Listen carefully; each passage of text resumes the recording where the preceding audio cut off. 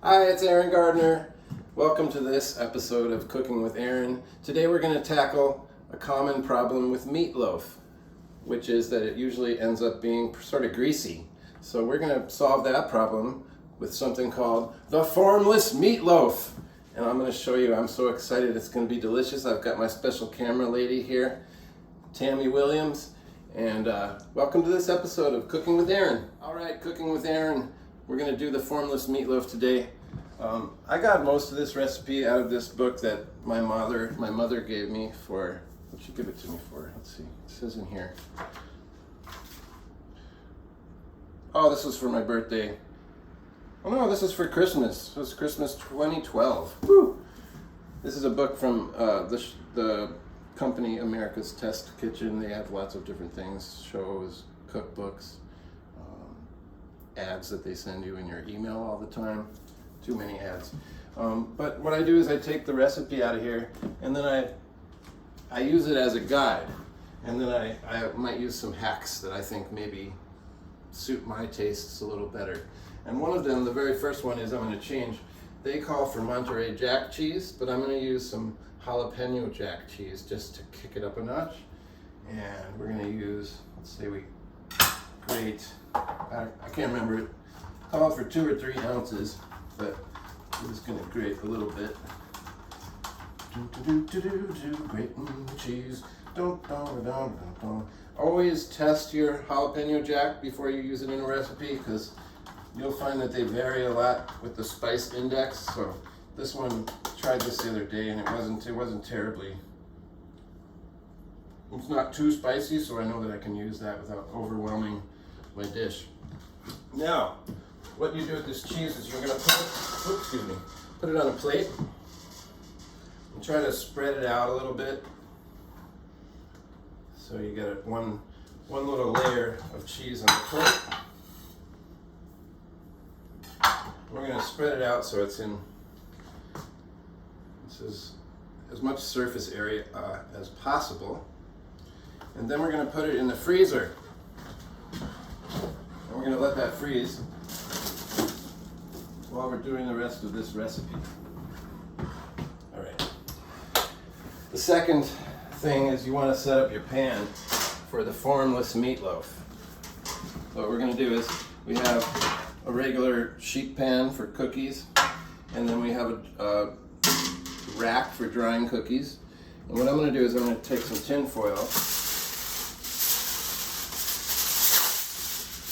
and I'm going to double it over so make sure it's thick enough. And then I'm going to just drape it over my pan here, like so. Make sure it's nice and secure. And then I'm going to take a little chopstick here and I'll poke some holes in it.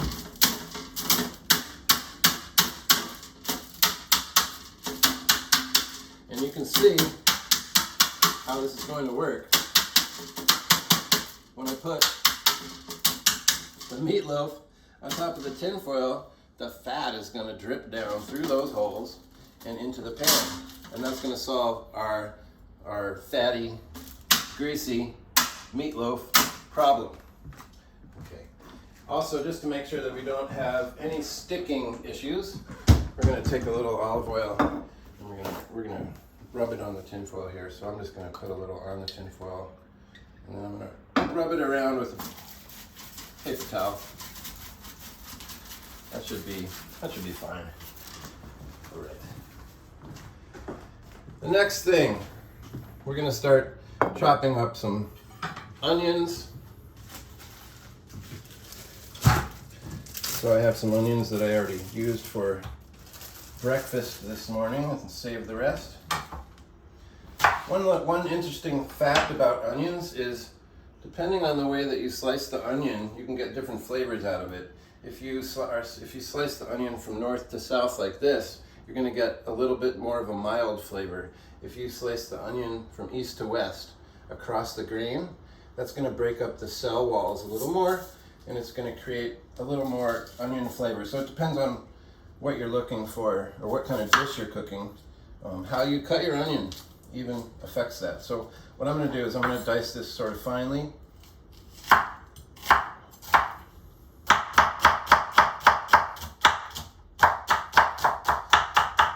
Another interesting cutting tip is that if you, well, here, watch this. So I'm gonna slice almost all the way through it, going north to south here. And I like a nice oniony flavor, so I'm gonna go both directions and make sure we get the full flavor out of the onion. Then I'm gonna make 1 or 2 slices this way. And then as I cook, I'm gonna take my first knuckle of my finger. I'm gonna make sure that the tip of my finger is behind the first knuckle. And then I can use, if I show you this way, I can use my finger as a guide as I'm cutting down the onion. Make sure I don't cut my hand. Of course, make sure you keep all your other fingers out of the way also. You might want to use those for something someday. Fingers are important.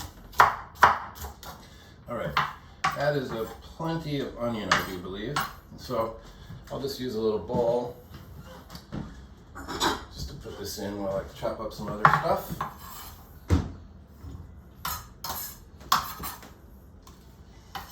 Oh, it's so great having Tammy be my camera operator here.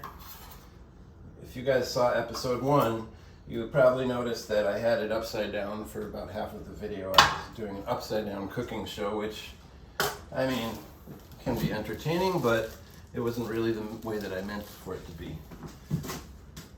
All right, then we're also going to cut up, this recipe calls for 1 rib of celery. However, these are hearts of celery, so they're a little smaller.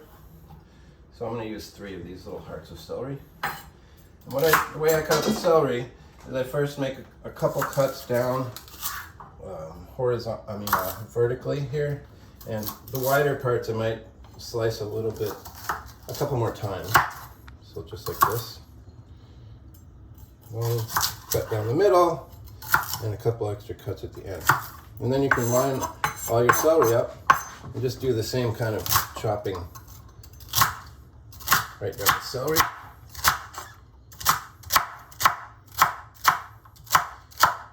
Now, I don't know, I just think that's probably enough. I'll just cut that bit of celery out.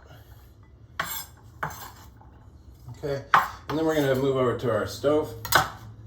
We're going to put about a tablespoon of butter in the pan. We're going to let that heat up, and we'll just watch that heat up. I'll speed this up later in the editing room. Watching the butter heat up, it's heating up in the pan. We take it from one side to the other side and let it heat up in the pan. We're melting the butter, melting the butter, melting the butter, melting the butter, melting the butter, melting the butter. What good camera work we have, watching the butter melt. It's so exciting, watching the butter go round and round in the pan.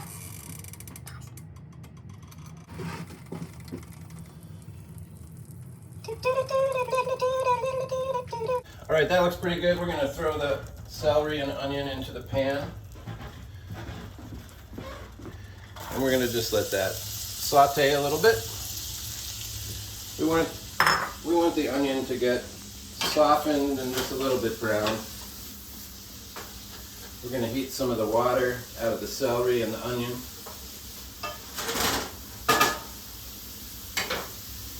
And in the meantime, we're going to work on taking some time off of the thyme stalk. I don't know if you call it thyme stalk.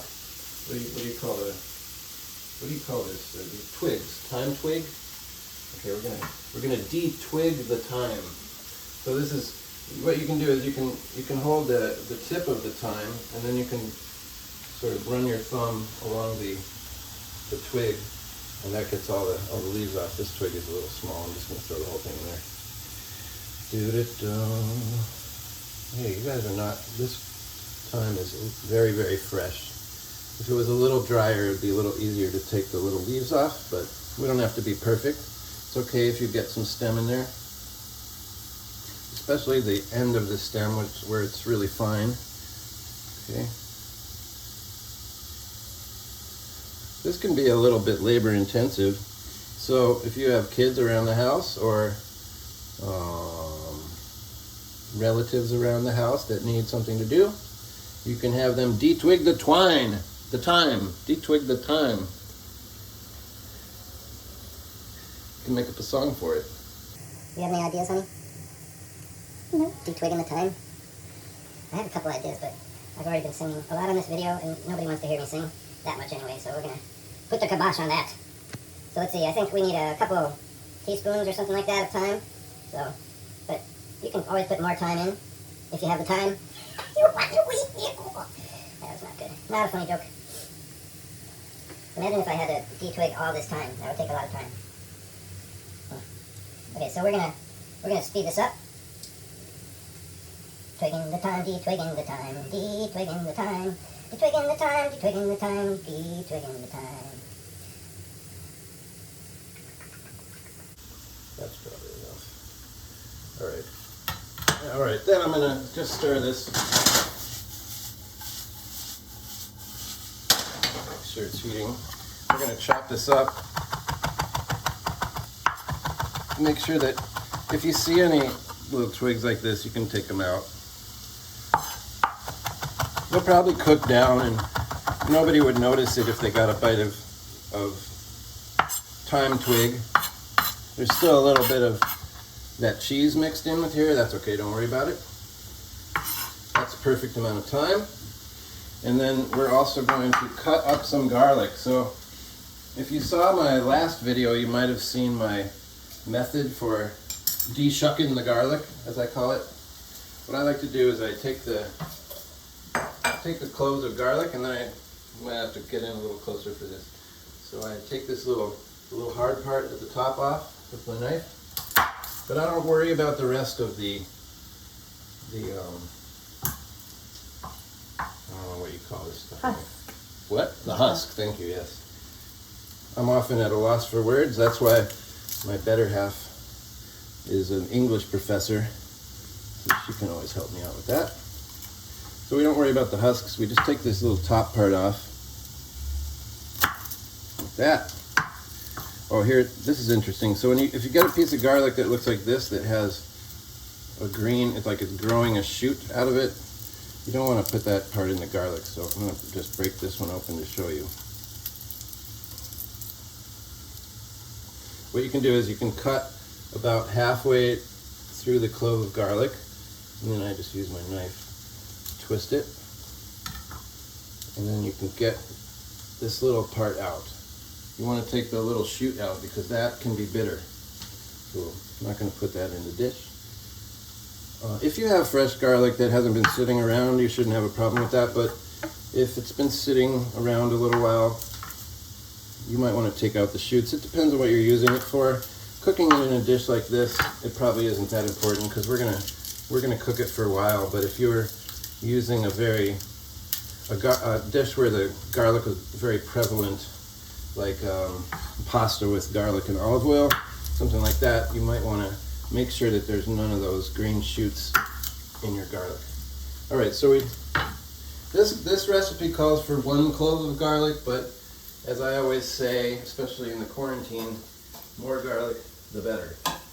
So I have this in my little garlic jar, and I'll just stir this one more time. Oh, it's starting to brown up nicely. Take that off the heat while I do this. So I just shake it in this jar.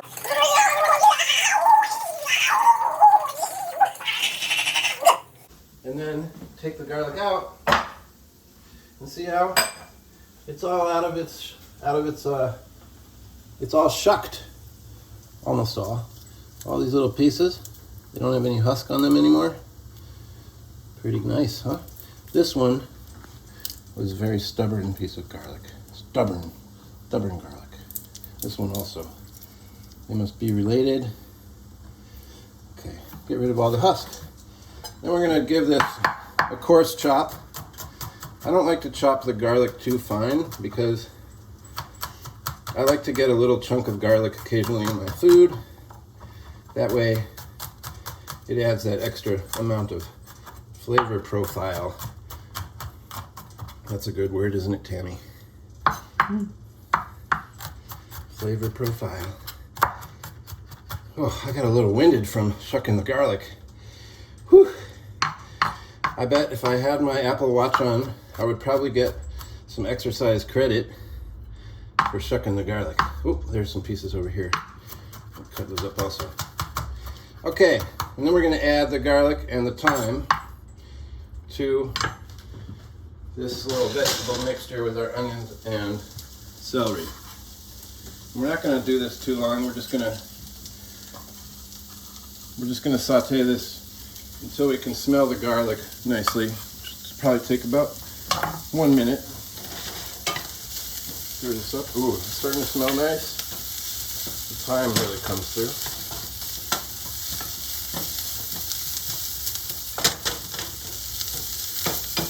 All right. I'm going to just put that on low for a second because I'm going to go over here and work on my tomato juice, which I don't have any tomato juice. Camera person. So what I'm going to do is I'm going to take some of these. These were chopped canned tomatoes. You see how they're pretty coarse? I'm just going to put some of them in my blender here. So, and then I'm going to turn it into tomato juice, which is pretty easy with one of these fancy blenders. Let's see. Let's try.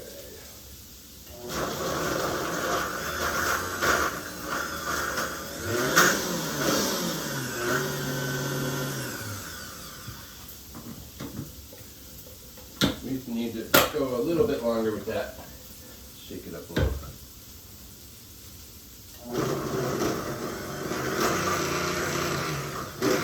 Alright, that's good enough. It's not really tomato juice, but it'll serve its purpose. We're going to put this in the pan.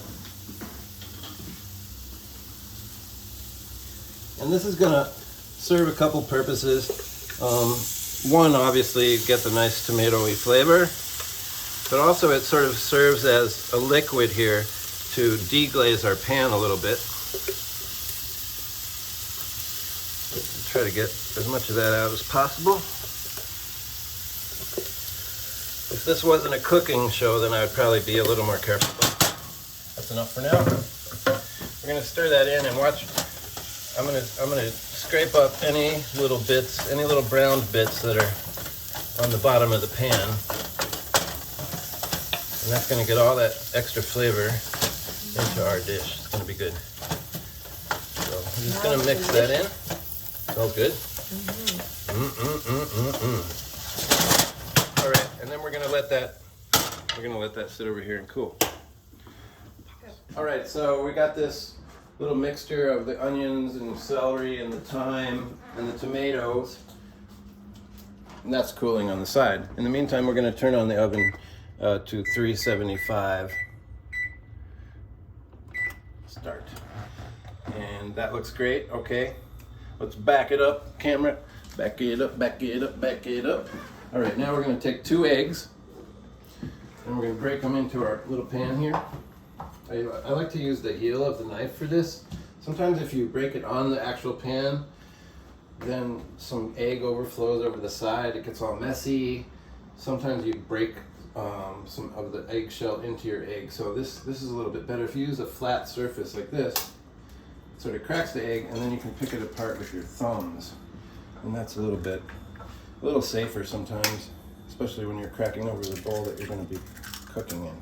See, I got a teeny little piece of eggshell in there, so I'm going to just take that out.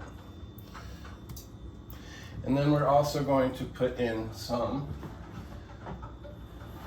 chicken broth. So this is the kind of chicken broth I use. It's organic chicken broth. It's really great stuff. And we're supposed to use, let's see how much, half a cup. So we'll do about half a cup. All right. And then we're going to whip that up with a whisk.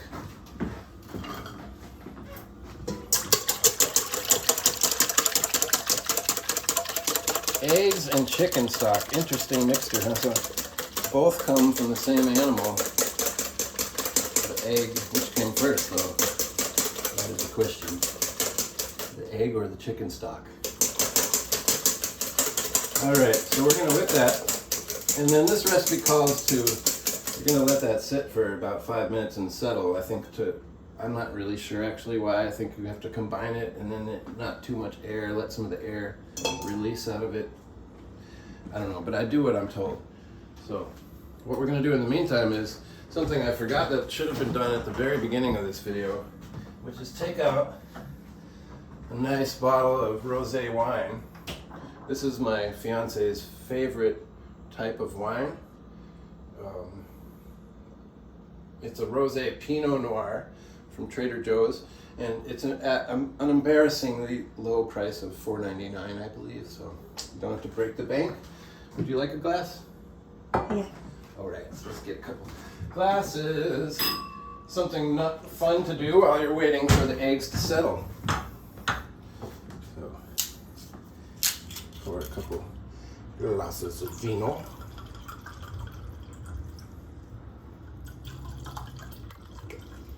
And one interesting custom that my fiance has, she's Scottish, is you always have to look each other directly in the eyes when toasting. So here's your glass of vino. And I will awkwardly stare you in the eyes. Cheers. Oh, that's good. Yeah. That's a good one. I like it. Good choice. All right, we're waiting for that to settle. In the meantime, I'm going to cut up this couple of these green onions.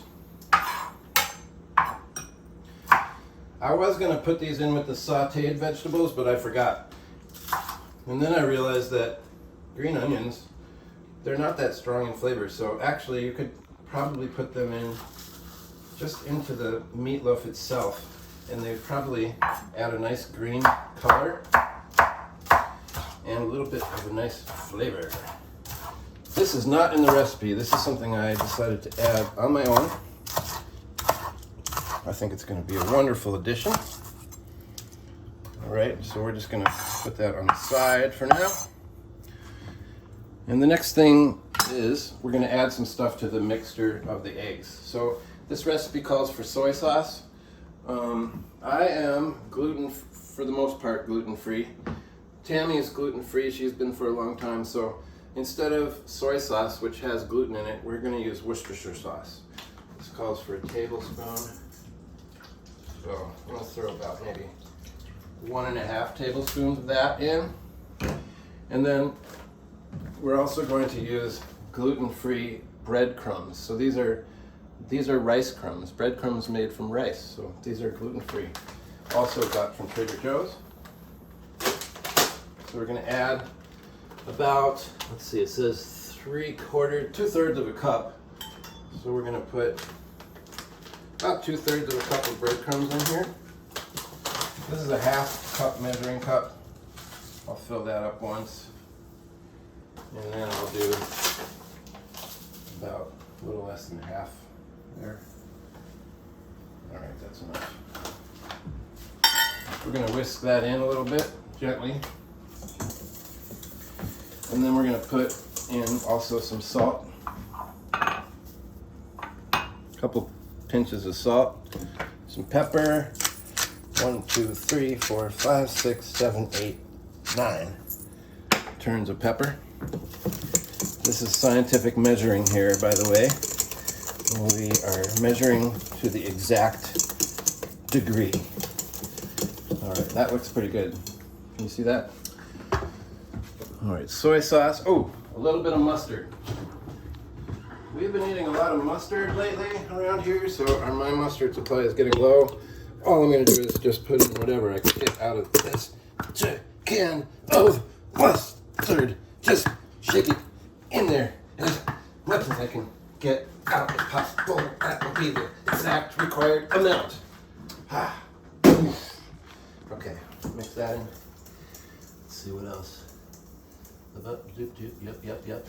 Okay, now we're going to put this mixture in. Make sure it's cold enough. You don't want to put it in when it's hot because it will cook your eggs, and you don't want your eggs to be cooked before they go into the meat.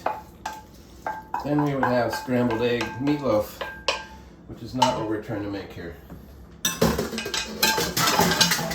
clean that later. We're gonna mix this in, and that doesn't really look that appetizing, honestly, but trust me, it's gonna be good. Let's throw these green onions in there.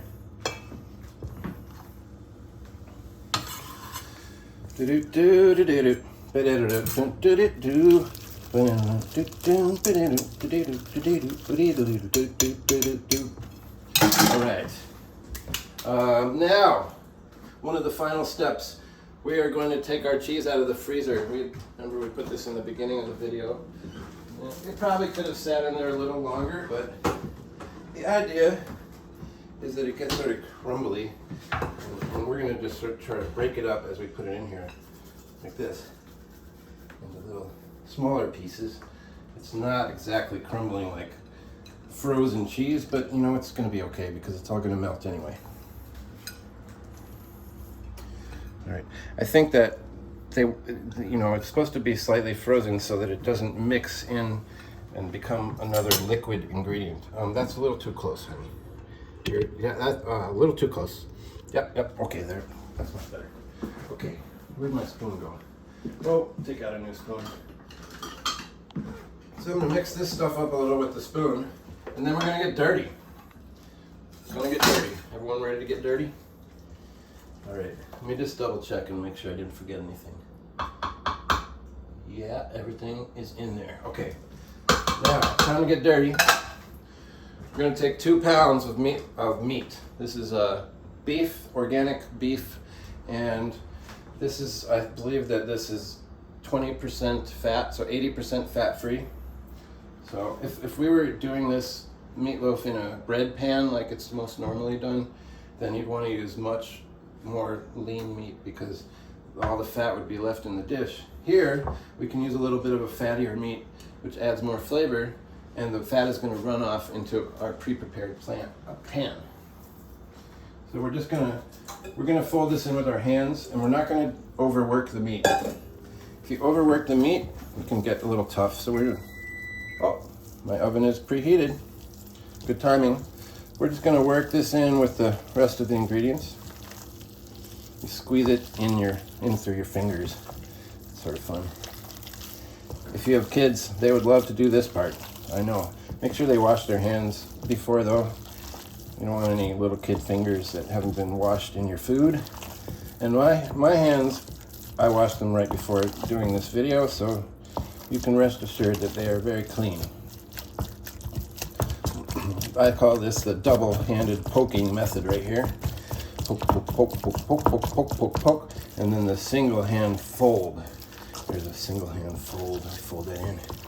Let me do some more poke, poke, poke, poke, poke, poke, poke, poke, poke. You want to make sure that it's well incorporated, because if you end up making this meatloaf and then there's one section of meat that didn't get any ingredients, that poor person that gets that bite is going to be very bored, while the rest of your dinner party will be excited and pleasantly happy and possibly overjoyed. It can also be a reaction of eating this meatloaf, I think. So that looks pretty good to me. All right, the next step is we're gonna form this meatloaf. Oh, first I'll do it while I have dirty hands, because we're gonna keep using our hands. So let me just move this pan over here. All right. So we're basically gonna plop the meat down in the middle of this tin foil here that we've prepared with the holes in it. Don't worry about what it looks like right now. We're just gonna get it all on there. Oh boy, this is a lot. Okay, this is gonna be a lot. Okay, we're gonna get a big mound of meat mixture out there. Oh boy, this is fun. And then I'm gonna form this with my hands into sort of an oval shaped mound of meat. We're gonna try to push it down a little. We don't want it to be too high, too thick, because it'll take a long time to cook. So we want to have it be as uniform as possible. We don't want some parts to be overcooked and some parts to be undercooked. Okay, and it's not important. We're going to put a glaze on this. It's going to be delicious. So if you're not going to see all of the meatiness of it like you do right now. Plus it'll look much better when it's cooked. Maybe just push it down a little bit more there. Oh yeah, this is looking good. Okay.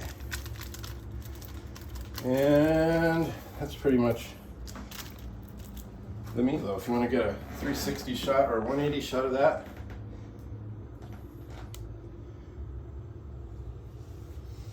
All right, good. And then I'm gonna wash my hands. So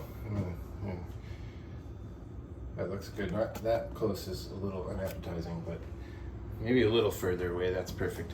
All right, so I guess I have to wash my hands here. So first, let me just get some water on them. These are messy hands. So put a little soap.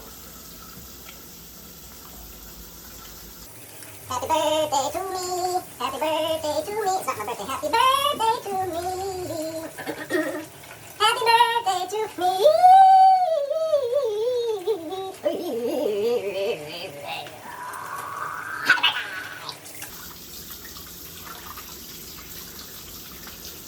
All right. Now you guys thought I was gonna sing happy birthday twice, didn't you? But I fooled you. I figured that once you sing happy birthday once, that's enough. So what I do is I extend the ending with all my improvisational vocal skills and my Beyonce-like vocal skills and my vocal acrobatics. Give you a nice ending to happy birthday. Okay, so our oven is preheated. And now we're gonna put the meatloaf in the oven. You wanna have your oven rack in about the middle position of the oven. This little part here needs to be. Happy birthday to. Okay, that's enough. And now we're gonna put this in the oven.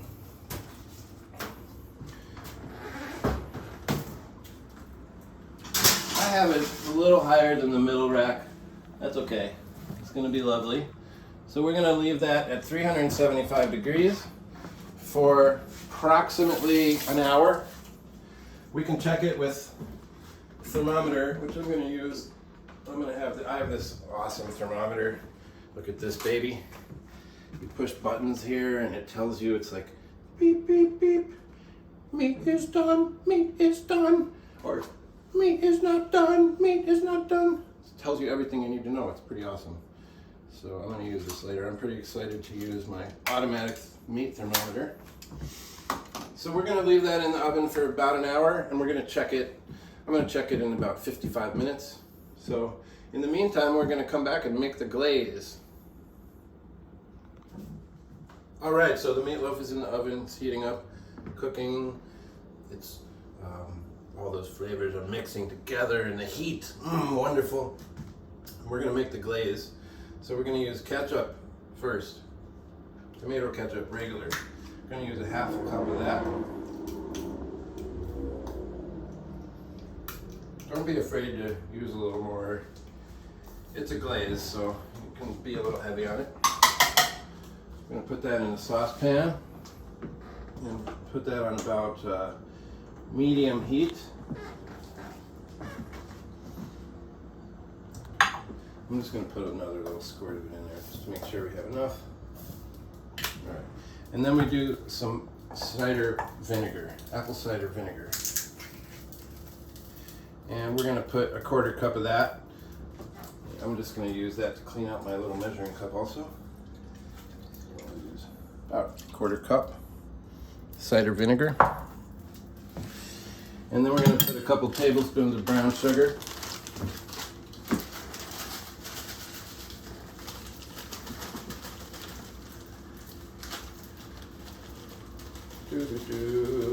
Tammy has all the baking stuff in the house, so she's the baker. I'm the savory cooker. She does a lot of baking, especially really great gluten-free bread and gluten-free desserts and stuff. Oh my God, it's so good. I'm never gonna lose any weight with that happening around here. So you can look forward to her video coming out pretty soon. I think there might be a video about yogurt cake. Gâteau au yaourt. Yes, that is going to be delicious. And I will get to be the camera person for that. We're going to put some hot sauce in here. This is from my good friend Avi Gelfman. And he has been pickling vegetables during this quarantine. We got kimchi pickles. We got regular dill garlic pickles. We got pickled celery, pickled beets. We got coleslaw, right? Pickled tomatoes, all that stuff. And he dropped it off at my house. I PayPal'd him. It was in the lobby waiting. Totally safe, so convenient, really good price. And he also makes his own hot sauce, which is to die for. I've been using this in everything. It's almost gone, so as soon as he's done making another batch, I'm gonna have to hit him up. And here's his name. Ding! All right, so we're gonna put, this is pretty spicy, so you wanna always do this to taste, however much you like spiciness. This is only gonna be the glaze, so it can be a little spicier because it's just gonna be on top of everything else. So I'm gonna use almost 2 teaspoons. Okay, we don't want it to be overpowering. And then I use my little mini spoon. See my little mini spoon? I use that for stuff like this because then I won't stir it outside of the pot. So we're just gonna heat this up until it becomes thickened. And then we're just gonna wait. And about when the meatloaf is done cooking with its initial cooking, we're gonna put some of this glaze on top of it, and then we're gonna put it in the broiler, and then we're gonna glaze it again, and then we're gonna broil it again. So this is a 3-step process. First the baking, and then 2 glazing broilings. And those are the extra little things that make this formless meatloaf such a wonderful dish. And we'll be back to glaze the meatloaf in a little bit. Welcome back. It's been a little over an hour, and we're going to test the meat and make sure it's done. So we'll take it out of the oven. Oh wow, looks pretty good. Looks like maybe it's like falling apart a little in the middle there. I probably could have used a little bit less liquid ingredients, but no worries because we're going to cover all this stuff up with the glaze. So we're going to I have this silicone brush here. I'm just going to brush glaze over the top of it. Let me put a little bit extra on there and then just brush it around.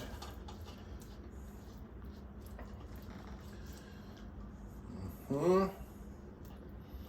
want to make sure to cover it all with this glaze. It's going to add an extra level of deliciousness all around the edges.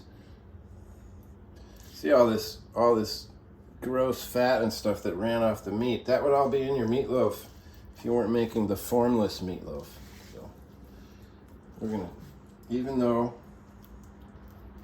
we don't have a nice tight shape of a pan, it's going to be way more delicious. All right, so we're going to put that under the broiler.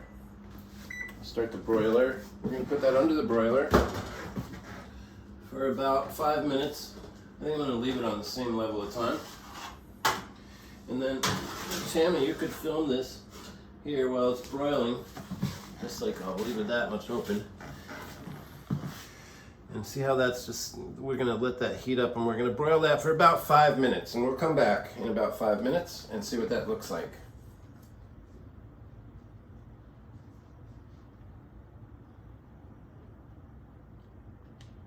Okay, we're going to check that meatloaf.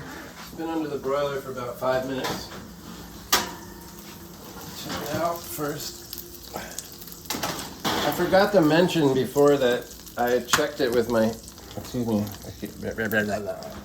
I checked it with my handy dandy thermometer before, off the camera actually. It's one of the tricks of cooking shows behind the scenes. And I stuck it in the middle, and it registered in between 135 and 140 degrees. So make sure it's between 135 and 140 degrees. Okay, what we're going to do is we're going to glaze it again. So we're just going to use the rest of all of this glaze. I'm going to put it right on the top here, and then I'm going to push it around. So let me get it all out of the pan first. It smells so good. And then we're going to just make that drip over the sides. Okay. And then we're going to put it back in the broiler for another 5 minutes, and then it should be ready to go. Back in the broiler. Don't drop it. Whatever you do, don't drop it. Okay, fine. All right, let's see how this thing's doing. It's making a lot of smoke. Look at that. Woo! All right, we should be able to turn off the broiler now. All right, this is the part you have to be very careful during. Oh, we really saved ourselves a lot of fat, a lot of fatty stuff from being in our meal there by using this formless meatloaf method. Now the tricky part of trying to get the meatloaf off of the pan into the serving dish. So I'm going to try to grab the biggest spatula as I can, and I think I'm going to try to lift this up. I haven't really planned this out very well, so we're going to see what happens.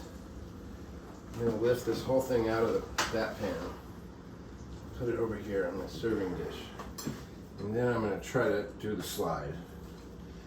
Let's see if we can do the slide. Please make the slide happen. Let's loosen it from the tin foil a little bit first.